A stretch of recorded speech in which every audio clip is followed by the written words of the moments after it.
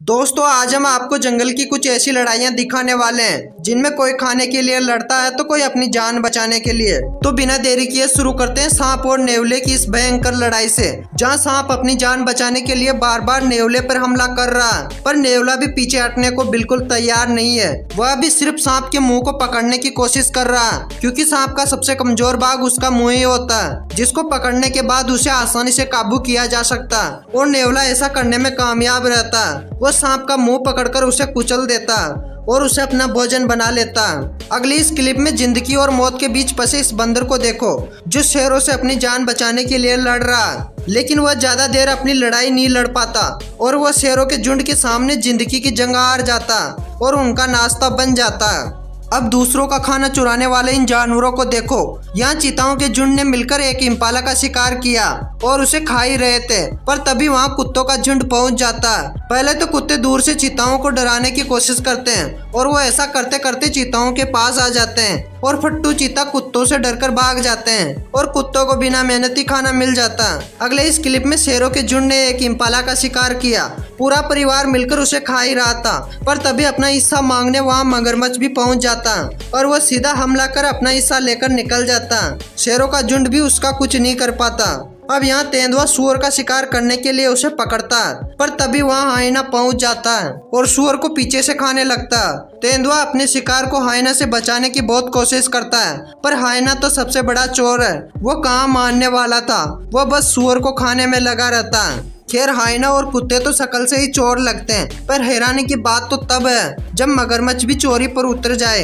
या इन कुत्तों ने मिलकर एक इम्पाला का शिकार कर लिया। बस उनसे गलती इतनी सी हो गई कि उन्होंने यह शिकार नदी के किनारे किया और तभी नदी में मौजूद मगरमच्छ की नजर उनके शिकार पर पड़ जाती है। वह नदी से बाहर निकलकर कुत्तों का शिकार चुराकर वापस नदी में चला जाता।